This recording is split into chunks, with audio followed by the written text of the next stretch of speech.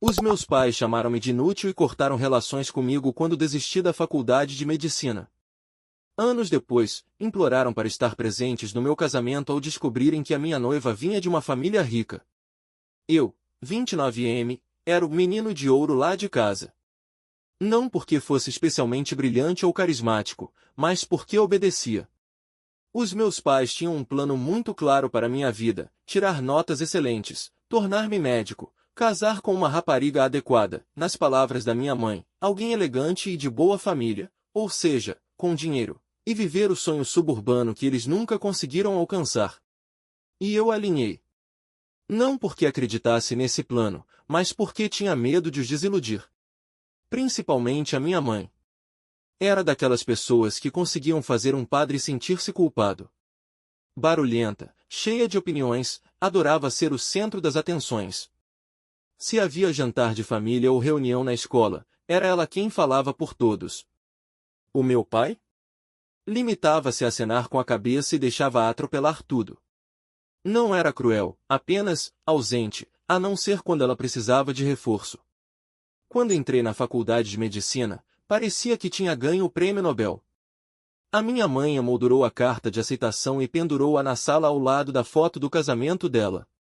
Todas as conversas começavam com "o meu filho vai ser médico", mesmo que fosse só uma chamada para confirmar uma consulta no dentista.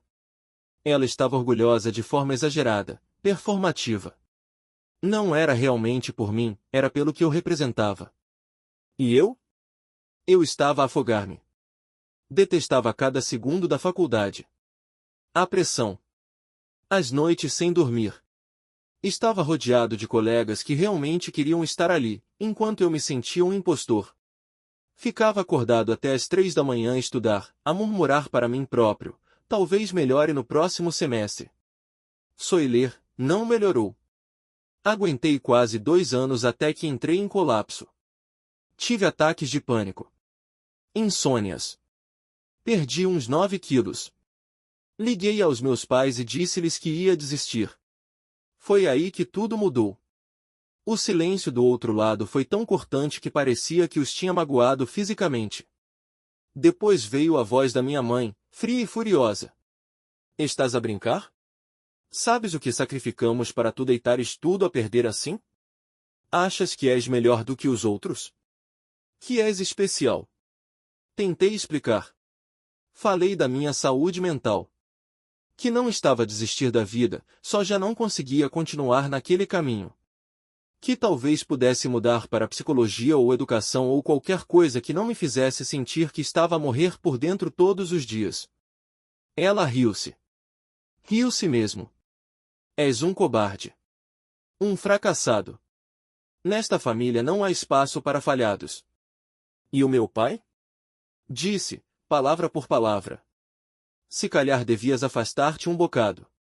Descobre quem és. E não voltes até teres feito algo que nos deixe orgulhosos. Nem chorei. Fiquei simplesmente ali sentado, com o telemóvel na mão, a sentir que tinha sido apagado da existência. Isso foi há 3 anos. Avançando até agora. Acabei por entrar na área de marketing. Aleatório, eu sei. Mas resultou. Tenho jeito para pessoas, para histórias, para dar significado às coisas. Arranjei trabalho numa empresa tecnológica com um salário decente. Comecei a reconstruir-me, peça por peça. E depois, conheci a Chama-se Inês. Conhecemo-nos através de um amigo comum num quiz night num bar. Inteligente, bonita, e com um sentido de humor subtil e mordaz que me fez rir tanto que quase me engasguei com a cerveja. Ligamos logo. Ela não gostava apenas de mim, ela via-me. Não o desistente da faculdade de medicina, nem o falhado do menino de ouro. Só eu. Ah, e ela é rica. Rica de verdade. Família com dinheiro antigo. Mas nunca fez disso um grande assunto. Conduz um carro velho e anda com calças de ganga rotas, e só soube que a família tinha uma fundação com o apelido deles passados 6 meses de namoro. Quando lhe pedi em casamento, chorou. E quando começamos a organizar o casamento, decidimos que seria algo pequeno, íntimo, com amigos próximos e a nossa família escolhida. Sem pressões. Até que o anúncio do noivado foi parar as redes sociais. Os pais dela marcaram-nos. De repente, comecei a receber mensagens e chamadas de números desconhecidos. E uma noite, recebi uma mensagem de voz da minha mãe. Vi a publicação. Parabéns. Espero que estejamos convidados. Gostávamos de conhecer a família dela, talvez pudéssemos almoçar todos juntos um dia. Liga-nos, está bem? Ouvi aquilo 3 vezes antes de apagar. Os mesmos pais que me cortaram da vida deles por desistir do curso. Que disseram que já não era digno de ser o filho deles. Que não me contactaram uma única vez em 3 anos, nem no meu aniversário, nem quando arranjei trabalho, nem quando fui viver sozinho. E agora que vou casar com alguém com dinheiro? Querem voltar. Depois daquela mensagem de voz, não consegui dormir. Fiquei deitado na cama, a olhar para o teto, enquanto a Inês roncava baixinho ao meu lado, com o braço pousado sobre o meu peito. O meu coração não estava acelerado, era uma sensação estranha, um peso entorpecido. O corpo estava exausto, mas a mente recusava-se a desligar. Só pensava nisto. Por que agora? Não falava com eles há mais de 3 anos. E não foi por falta de tentativas ao início. No meu primeiro Natal sozinho, mandei uma mensagem. Só um texto, espero que estejam bem. Sem resposta. Voltei a ligar no dia em que tive a minha primeira promoção. Foi direto para o voicemail. Nunca ligaram de volta. Tinham sido claros, eu era passado. Até começar a namorar com alguém com dinheiro. Aí, de repente, eu era o filho pródigo que regressava. Uns dias depois da mensagem de voz, apareceu uma carta na nossa caixa do correio. Papel verdadeiro. Escrita com aquela caligrafia enrolada e agressiva da minha mãe, parecia tirada de um boletim da Associação de Pais. Começava com um tom docinho e forçado. Querido Daniel. Soube da maravilhosa notícia sobre o teu noivado com Inês. Parece ser uma jovem encantadora. Estamos mesmo felizes por ti. Depois veio a viragem. Temos falado e percebemos agora que talvez tenhamos sido demasiado duros. Estávamos assustados, Daniel. Fizeste uma escolha que nos apavorou, e não soubemos como reagir. Mas nunca deixamos de te amar. Esperamos que consigas encontrar no teu coração o perdão e que nos deixes fazer parte deste momento especial. Na segunda página, juro que ela sublinhou esta parte. Significaria muito para nós conhecer os pais da Inês. Por favor, considerem um jantar conosco antes do casamento. Queremos voltar a ter orgulho na nossa família. Queremos voltar a ter orgulho na nossa família. Essa frase atingiu-me como um murro no estômago. Não era temos orgulho em ti, nem queremos corrigir o passado. Não. Era tudo sobre imagem. Aparência. Status. Eles não queriam voltar porque tinham saudades.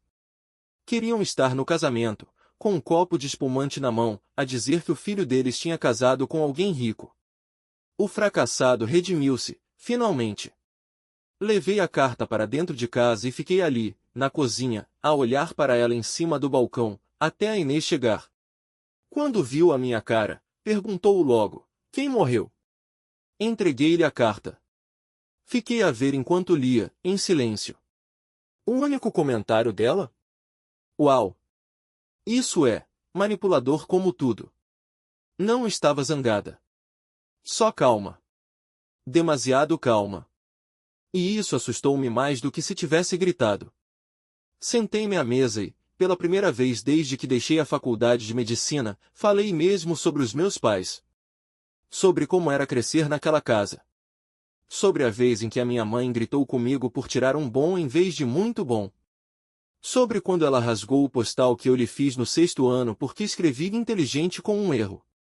Sobre quando lhe disse que queria estudar escrita criativa e ela se riu. Nunca vai sustentar uma família a escrever poemas sobre os teus sentimentos.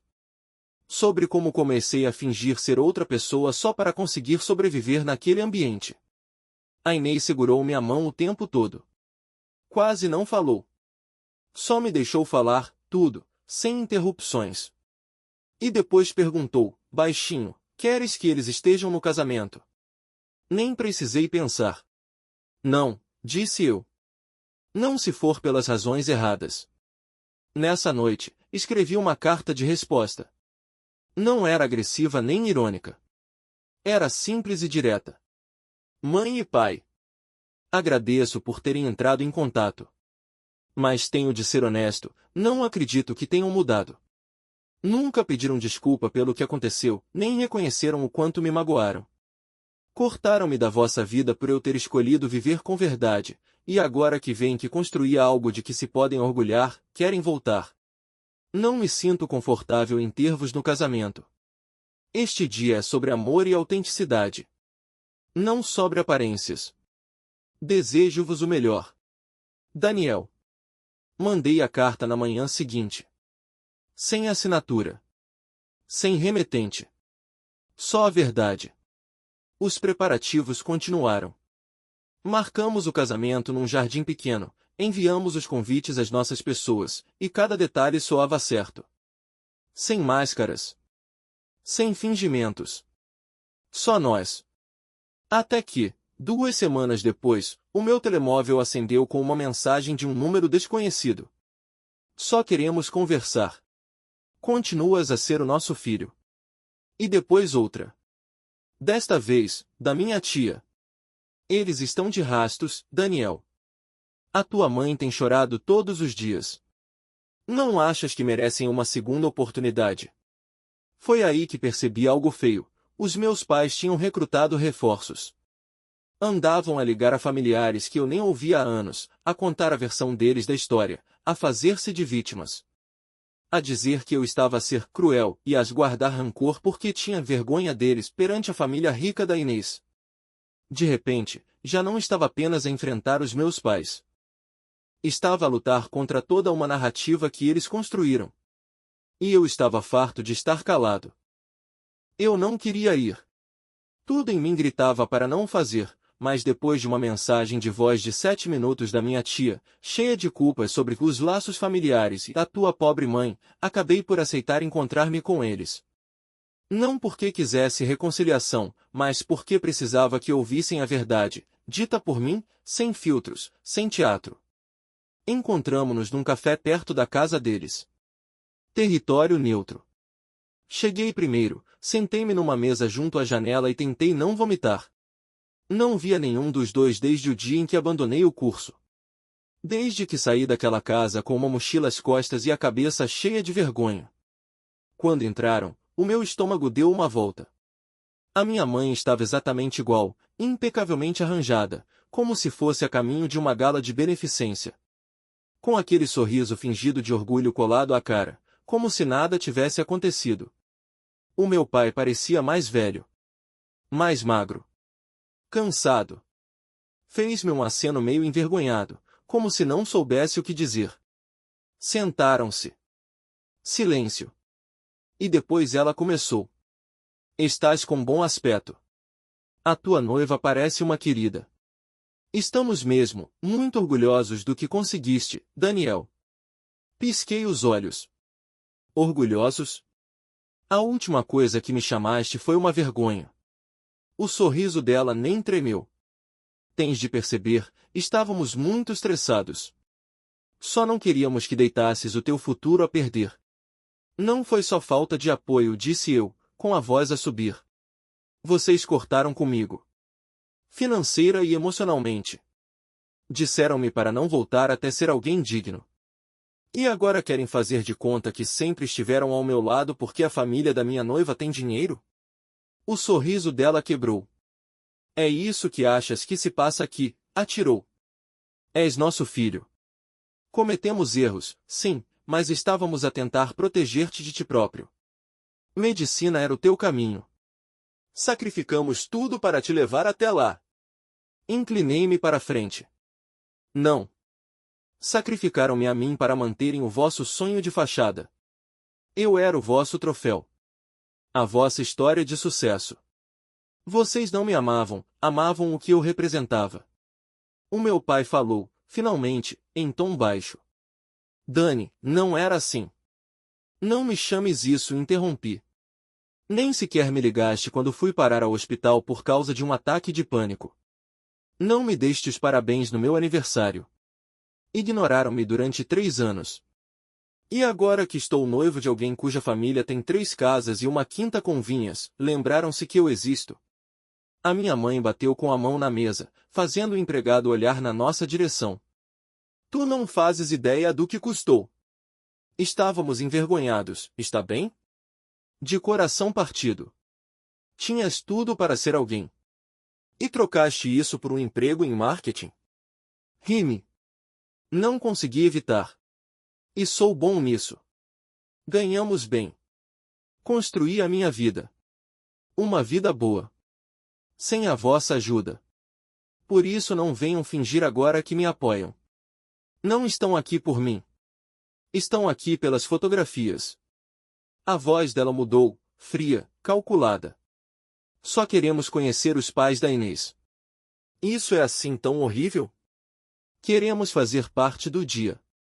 Não podes estar mesmo a pensar casar-te como se estivéssemos mortos. Olhei para ela, a ver a máscara finalmente a cair.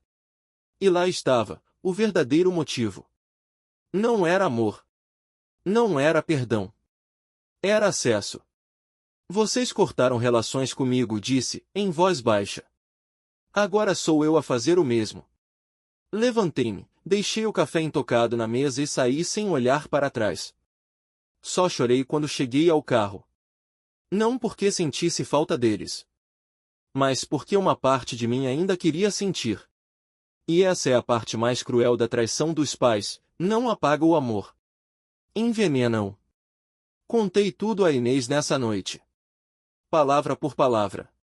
Ela ouviu, abraçou-me, e disse as 5 palavras que eu não sabia que precisava de ouvir. Não lhes deves nada. Fizemos uma nova lista de convidados. Só com quem esteve presente. Com quem me apoiou quando eu estava sem dinheiro, ansioso e em pedaços.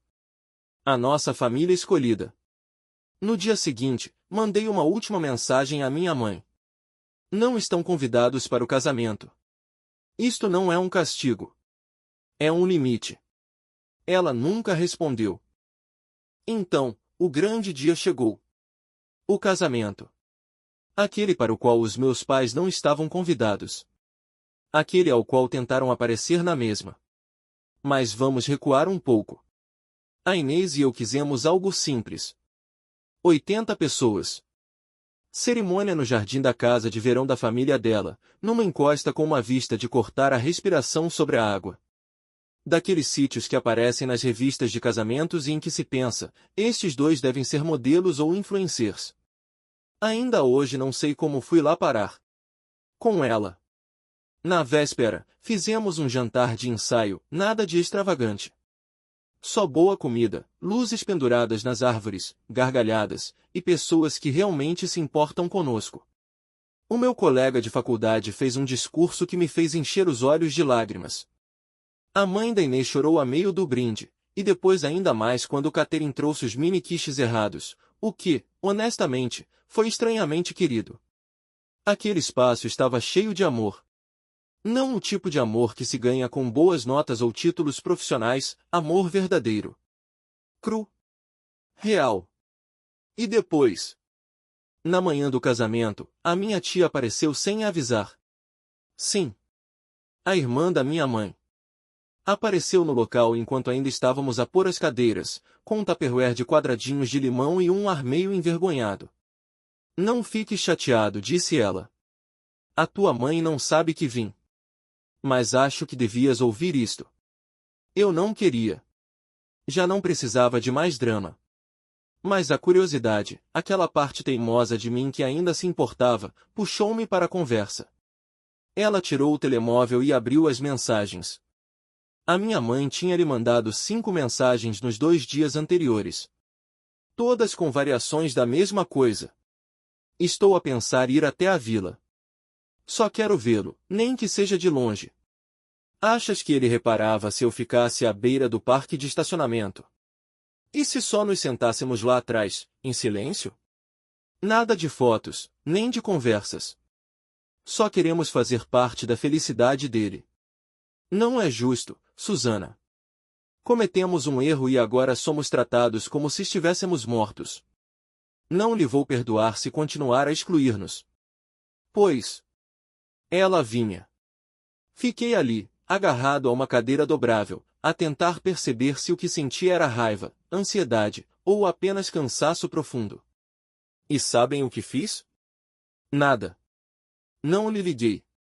Não gritei, não mandei mensagens, nem pedi a ninguém para barrar a entrada.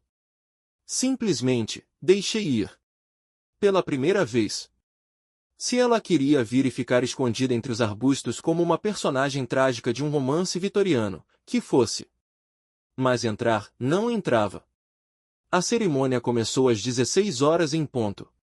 A Inês parecia um sonho. Eu sei que soa clichê, mas é verdade. O vestido era simples, branco marfim, fluido. O cabelo solto, ondulado e leve, como se tivesse acabado de sair de um sonho de verão. Quando começou a caminhar pelo corredor, juro que me esqueci de respirar. Achei que ia estar nervoso. Que ia pensar nos meus pais. Que ia olhar para a linha das árvores à espera de ver binóculos a espreitar. Mas não. Só havia ela. Só ouvi o meu coração, a música suave, e os votos que sussurramos como se fossem um segredo só nosso. Chorou-se. Muito. Nós, os amigos, até a senhora que celebrou a cerimônia, que só nos tinha conhecido 2 vezes, mas chorou como se fossemos da família. Beijamo-nos. As pessoas aplaudiram. Lançaram confetes. Os cães ladraram, sim, 2 convidados trouxeram corgis com lenços em forma de gravata. E foi isso. Estávamos casados. Mais tarde, depois do jantar e dos discursos, o meu primo puxou-me de lado. Ela esteve cá, sussurrou. A tua mãe. Via. Estava parada junto às hortênsias, no canto do parque de estacionamento. Fiquei em choque. Sozinha? Ele acenou. Só ela. Acho que nem saiu do carro. Não disse nada. Limitei-me a olhar para a aliança. O símbolo de uma nova família que eu escolhi, que estou a construir do zero, uma onde não tenho de conquistar amor. Só viver nele. E o meu primo ainda disse, parecia, pequenina. E por um instante, quase senti pena dela. Quase. Mas depois lembrei-me do silêncio. Da vergonha. Do dia em que ela cuspiu não temos espaço para falhados, como se eu fosse lixo. E percebi, arrependimento não é o mesmo que responsabilidade. Ela podia chorar no carro o quanto quisesse. Continuava sem ter pedido desculpa. A Inês e eu dançamos descalços na relva à meia-noite. O meu melhor amigo tirou fotos nossas debaixo das luzinhas. Os cães adormeceram debaixo da mesa dos presentes. A lua subiu, e eu senti uma leveza que não sentia desde miúdo, antes da faculdade, antes das expectativas, antes de me transformarem no sonho de outra pessoa. Nessa noite, abracei a Inês e sussurrei, esta é a minha verdadeira família. Ela sorriu e respondeu baixinho, e bem que é. 2 dias depois, partimos para a lua de mel, só um alojamento tranquilo junto à costa, alugado num site daqueles de casas locais. Sem rede no telemóvel. Sem dramas de casamento. Só o som das ondas, café pela manhã na varanda, e os pés descalços da Inês no chão de madeira. Um paraíso. Pela primeira vez em muito tempo, senti que podia respirar. Não apenas sobreviver, viver mesmo. Sentia que não devia nada a ninguém. Que não precisava de tornar-me alguém. Eu já era alguém, e a mulher ao meu lado via-me assim, e ficou. Mas a paz nunca dura quando teu passado é viciado em controlo. No 4º dia da lua de mel, espreitei o telemóvel durante uma ida rápida ao supermercado. Sim, cozinhávamos todos os dias, e sim, era perfeito. Tinha 12 chamadas não atendidas. 5 da minha mãe. 3 do meu pai. O resto de números privados. E um voicemail do meu primo com o assunto. Deves querer ver o que ela publicou. A minha mãe tinha publicado uma mensagem pública no Facebook, juro que não estou a inventar, que dizia: não fomos convidados para o casamento do nosso único filho. Depois de tudo o que fizemos para o educar bem, ele pôs-nos de lado para impressionar a família rica da noiva. Só espero que um dia perceba que o sangue é mais forte do que o dinheiro. O sangue é mais forte do que o dinheiro. Meu Deus! Nem foi só por ter publicado aquilo, foi pelos comentários que ela própria respondeu, com coisas como: não o criamos para ser assim tão cruel. Os pais dela devem tê-lo virado contra nós. Cometemos um erro e agora somos tratados como mortos. Um erro. Como se cortar relações com o filho, abandoná-lo quando está em colapso mental, e reaparecer só quando ele vai casar com alguém de família rica fosse um pequeno deslize. Como se tivesse esquecido de me ir buscar à escola. Ela não fazia ideia de que eu veria aquilo. Deve ter achado que eu tinha bloqueado a conta dela, mas não tinha. Simplesmente já não me importava o suficiente para espreitar. Mas agora? Agora estava a arrastar a Inês para o meio disto tudo. A pintar-a como uma herdeira manipuladora que me afastou das minhas origens humildes. Mostrei a publicação a Inês. Ela olhou para o ecrã, pestanejou uma vez, e disse: bem, isso vai para o álbum de casamento. Rimo-nos. Não porque fosse engraçado, mas porque se não ríssemos, gritávamos. E eu não ia deixar que o luto dela contaminasse esta parte da minha vida. Uns dias depois de voltarmos a casa, chegou outra carta pelo correio. Mesma caligrafia. Mesmo estilo. Sem remetente. Mas desta vez, nada de tom meigo. Não consigo acreditar no que nos fizeste. Envergonhaste-nos. Fizeste-nos sentir como estranhos no momento mais feliz da tua vida. Que tipo de filho faz isso? Que tipo de homem deixa estranhos substituírem os pais? Ainda hoje não sabemos o que fizemos de tão imperdoável. Mudaste, Daniel. Já foste o nosso orgulho. Agora és só uma desilusão. Outra vez. Sem desculpa. Sem reconhecimento. Só uma carta de culpa com selo. Não respondi. Não concedi. Por que o que se diz a alguém que ainda não admite que te destruiu? Uma semana depois, o meu pai ligou. Quase não atendi.